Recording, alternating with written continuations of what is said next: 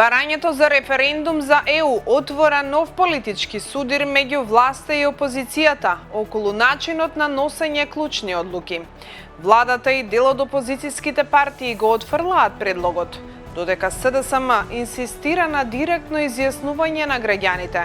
Од Софија доаѓаат пораки за спроведување на преземените обврски од европскиот процес.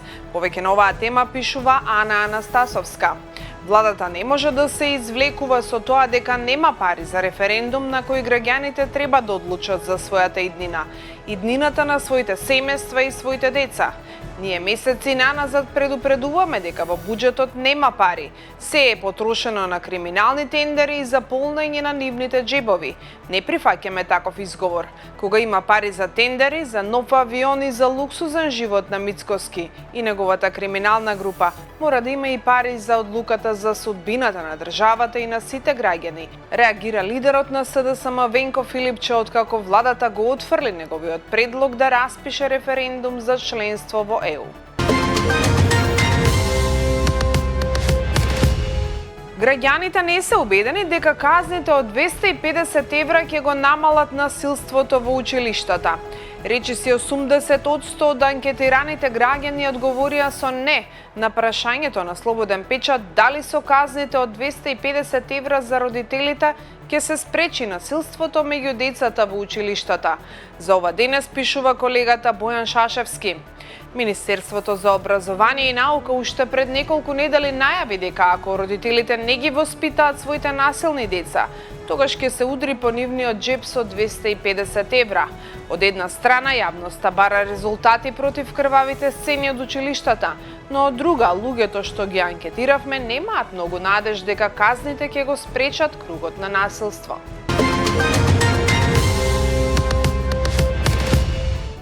Театар на отворено пред собранието. Средношколци со танц побараа заштита од насилството. Ученици од Скопската гимназија Јосип Броз Тито и од Гостиварското училиште Гостивар денес пред собранието изведоа социјален танц театар на кој беа прикажани сцени на насилство, отфрланост и осаменост, со цел да испратат порака дека заштитата на децата мора да биде највисок државен приоритет и дека булингот секојдневно се случува во школите, но често останува незабележано од возрастните. Врсничкото насилство во последно време е повеќе психички отколку физички карактер. Пример, смеење по ходници или ќе те изолираат и нема да те зборуваат, а ти не можеш да се пожалиш, алармираше ученик од Скопје.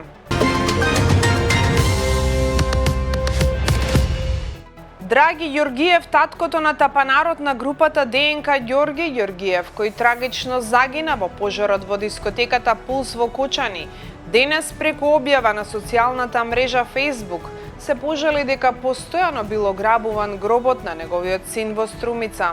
Како што посочи Ѓоргиев во објавата во која сподели и видео од безбедносна камера, досега имало вкупно 14 кражби.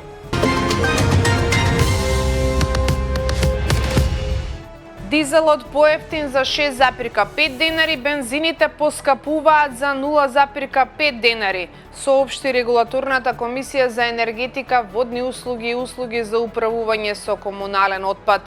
Од ноќеска на полнок максималната цена на Евро Супер 95 ќе биде 88 денари. Евро Супер 98 ќе се продава по 90 денари за литар, а дизел горивото ќе биде 85,5 денари. Поддршката за документарецот за сладкаристика отвори дебата за критериумите во културата. Агенцијата за филм ги објави филмските проекти што годинава ќе добијат државна поддршка во висина од 93 милиони денари.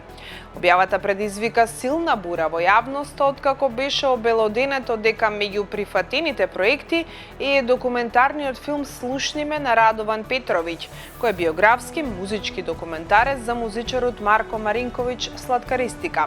Филмот ја отвора темата за лица со говорни и комуникацијски тешкоти и нивното место во општеството. На социјалните мрежи изби револт зошто државата финансира филм за Северџан и Предавник, односно за човек што ја поддржал промената на уставното име на државата и дал поддршка за референдумот во 2018 година, а не за уметници како Тоше Проески или Симон Трпчевски. Секој ден по 27 нови хипотеки во катастар. За 3 месеци вкупно 2472 во вредност од 246 милиони евра. Ова може да се види во последниот квартален извештај на катастарот за недвижности. Иако бројот на ново запишани хипотеки во Македонија бележи пад во споредба со последниот квартал од минатата година, побарувачката за станбени кредити и натаму останува висока, а на пазарот за недвижности има голем капитал кој се мери во милиони евра. Податоците на Народната банка во изминатите години покажуваат континуиран раст на стамбеното кредитирање. Стамбените кредити остануваат меѓу најбрзо растечките категории во кредитното портфолио на банките, што укажува дека голем дел од купувањето недвижности натаму се финансира преку задолжување. Од денес официјално започнува нов сообраќаен режим во Центар. Поточно се пушта во употреба првиот дел од булеварот Македонија. Како дел од измените на улицата 11 октомври е извршено истеснување на коловозот. Наместо досегашните 3 сообраќајни ленти, по поставувањето на нова жардинера сообраќајот ќе се одвива по 2 ленти.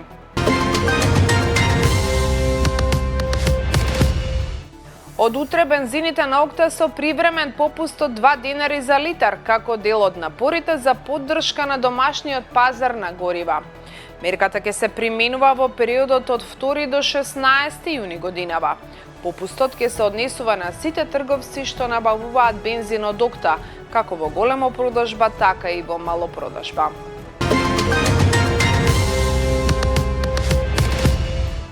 Стотици луѓе вчера протестираа во Албанија против изградбата на луксузен ресорт кој се поврзува со Џаред Кушнер, зетот на американскиот председател Доналд Трамп.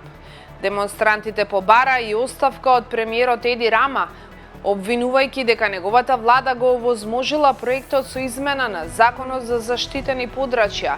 Критичарите тврдат дека законската измена била направена специјално за проектот поврзан со Кушнер. НАТО ги мери своите зборови за Русија. Дрон во петокот удри во стамбена зграда во романскиот град Галац, при што беа повредени жена и дете. Романија го впери прстот кон Кремљ, додека пак Москва отфрли директна одговорност, тврдејќи дека можеби станува збор за украински дрон и барајќи докази за тврдењето на Букурешт. Алијансата изгледа сака да го остави во позадина членот 5 од Северноатлантскиот договор за заштита, бидејќи ситуацијата е многу чувствителна кога станува збор за Кремљ, кој можеби ги тестира нејзините граници и испитува спремноста за реакција доколку избие конфликт, а можеби во случајот со дронот кој падна во Романија, станува збор за ненамерен инцидент, пишува во новата анализа колегата Хари Кацановски.